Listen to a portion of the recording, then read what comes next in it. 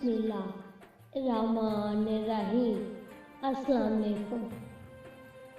امام جعفر صادق علیہ السلام نے ارشاد فرمایا کہ امیر المومنین علیہ السلام نے فرمایا کہ خداوند تعالیٰ نے جناب رسالت مآب صلی اللہ علیہ وآلہ وسلم کا نور آسمانوں اور زمین، عرش اور کرسی، لوح و قلم، بہشت اور دوزخ کی خلقت سے تمام پیغمبروں کی پیدائش سے 4,24,000 برس قبل خلق کیا۔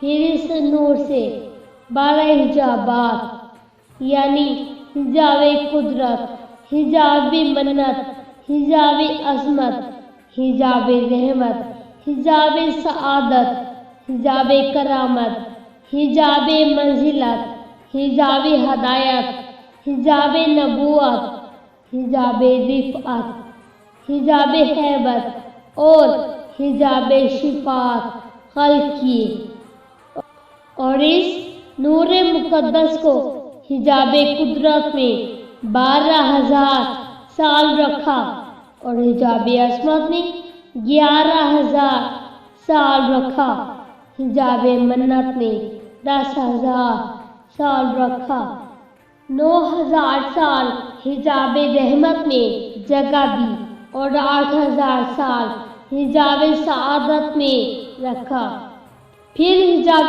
کرامت میں 7,000 سال رکھا، پھر حجاب منزلت میں 6,000 سال، پھر حجاب ہدایت میں 5,000 سال، پھر حجاب نبوت میں 4,000 سال، 3,000 سال حجاب رفعت میں مقیم کیا، پھر 2,000 سال حجاب ہیبت میں رکھا، پھر 1,000 سال حجاب شفاعت میں رکھا۔ اس کے بعد حضرت صلی اللہ علیہ وآلہ وسلم کا نام مبارک لوح پر ثبت فرمایا، اور 4,000 سال تک وہ لوح پر چمکتا رہا۔ پھر حضرت صلی اللہ علیہ وآلہ وسلم کا نام اطہر عرش پر ظاہر کیا، اور ساکھ عرش پر سب فرمایا، وہاں وہ 7,000 سال تک نور افشانی کرتا رہا۔ اسی طرح وہ نور رفعت و جلال کے ساتھ گھومتا رہا، یہاں تک کہ اللہ تعالیٰ نے اس کو پشت آدم میں جگہ دی، اور ہمیشہ پاک صلب سے پاک رحم میں منتقل کرتا رہا۔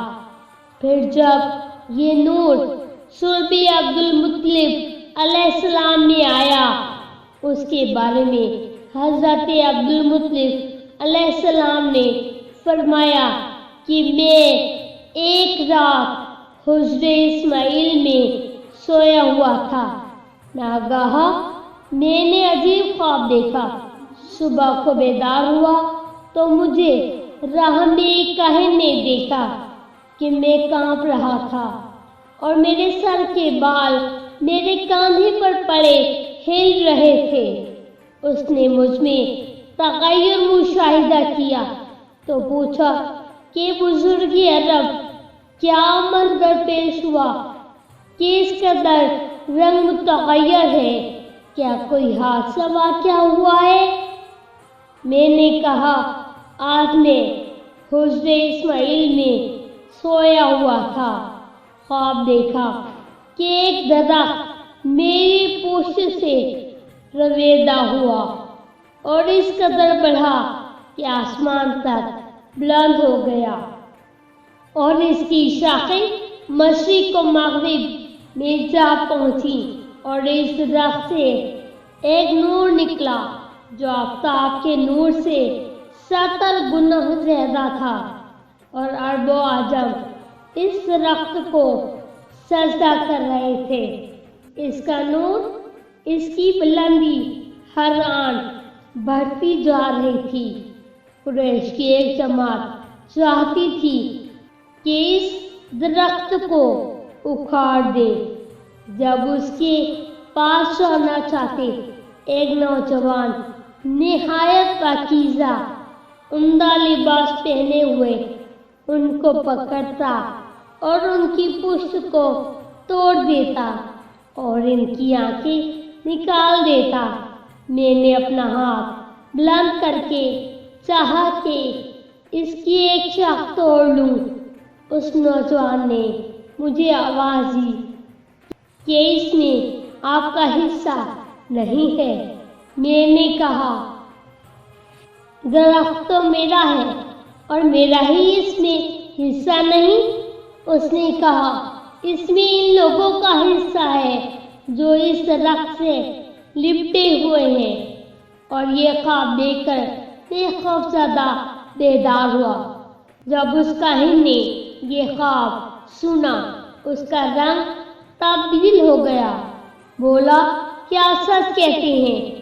آپ کی صلب سے ایک لڑکا پیدا ہوگا جو مشرق و مغرب کا مالک ہوگا اور پیغمبر ہوگا۔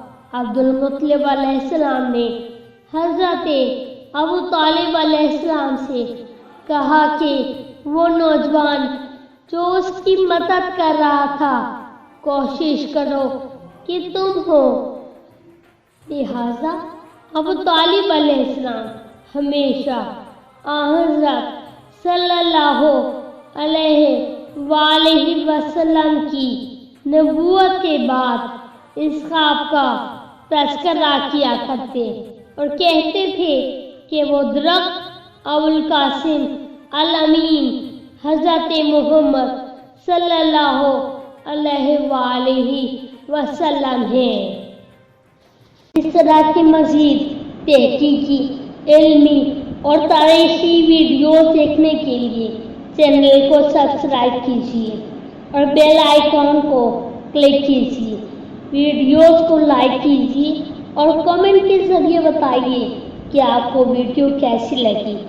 اگلے ویڈیو تک کے لیے خدا نگہدار۔